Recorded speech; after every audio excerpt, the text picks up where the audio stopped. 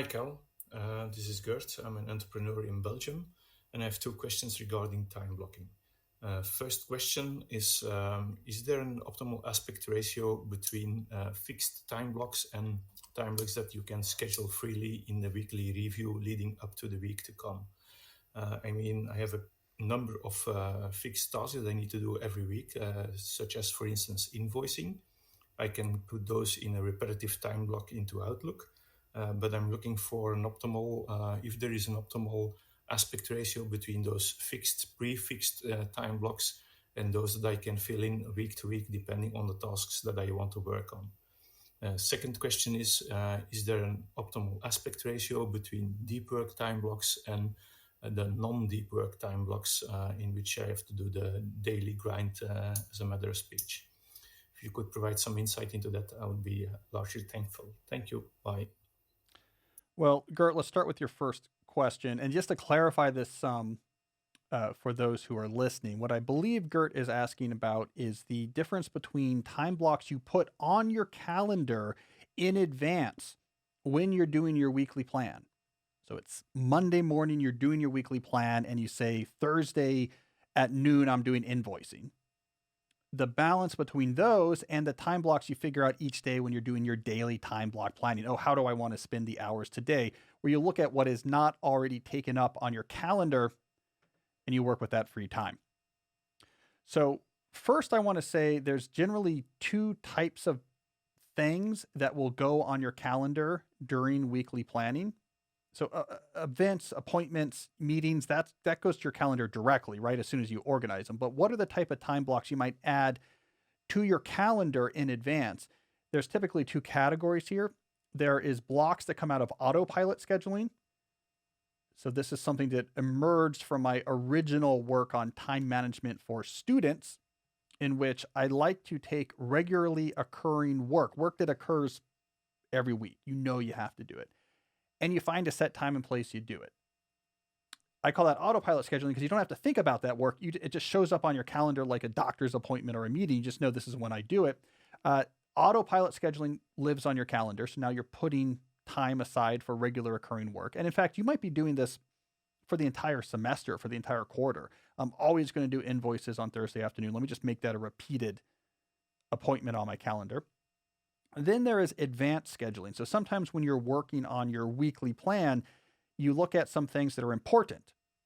Here's a non-trivial task.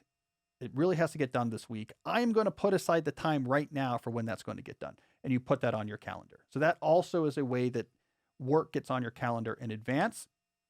Let me make that concrete from my own life this week. When I was doing my weekly plan, I saw one of the things on my plate that was important is reviewing faculty applications. I'm on a search committee and a bunch of applications have come in, and there's a batch of these I have to review before we meet next week. And that's a long task. It takes time to go through all these applications. And so I already put on my calendar last Monday, we're recording this on Thursday. Last Monday, I put on my calendar a big block for tomorrow, for Friday, in which I'm going to do that application processing. Why? Because it was important, it had to get done, and it was going to require a non-trivial amount of time, so I wanted to protect that time in advance. So between autopilot scheduling and advanced scheduling, you might have a fair amount of stuff on your calendar. Each day you time block plan. When you build your time block plan, you transfer those onto your plan, and then you make decisions about what to do with the time that remains. Is there an ideal ratio here? I will tell you, Gert, this has been my thinking more recently, has been shifting towards more on your calendar in advance is better. And I have just been having this thought, and I'll tell you where it came out of. It's because I wrote this New Yorker article recently on slow productivity. And one of the big ideas behind slow productivity, you've heard me talk about on the podcast, but in that article, I focused in on one particular piece of slow productivity, which is work volume needs to be lower when you have a very large work volume. So the number of things on your plate that needs to get done, when that gets too big, lots of bad things happen. It short circuits our planning brain, the planning portion of our brain that makes us anxious, and the fixed collaborative overhead of all these things begins to eat up all of our schedule. So we want to try to keep our work volume reasonable. Moving more work directly onto your calendar to say, this is when I'm going to do that work, is an implicit mechanism to help keep your work volume more reasonable, because if you have to find the time for when you were going to do something at the moment that you're committing to do it, you will be facing the reality of your schedule. And so when you say, yeah, I will review these applications, you need 4 hours to do it. And you say, I have to go find those 4 hours. You might realize you don't have those 4 hours for another couple of weeks. Now you can be realistic about it. Or when you get to that week where you have to do the 4 hours of application review and you've already protected that time on Friday, and now you don't have any other time on that Friday to do other things, and those other things don't get on your schedule. So I've increasingly been a believer of maybe we should pre-allocate more time for more work, because it forces us to confront that our time is a scarce resource. And here's how much I'm already using. So no fixed ratio, Gert. Do whatever seems reasonable, but do not be worried if you find your calendar is very crowded with work you have placed there in advance from Autopilot and advanced scheduling. Don't be upset about that. I actually think that is a good approach. Now, to get to your second question, this is the deep to shallow work ratio that I talked about in my book, Deep Work. It's something that many people have now deployed in their own work environments. I think you should have a clear ratio. So you should have an answer to this question you're asking. How many deep work hours to shallow work hours am I trying to hit in a standard week?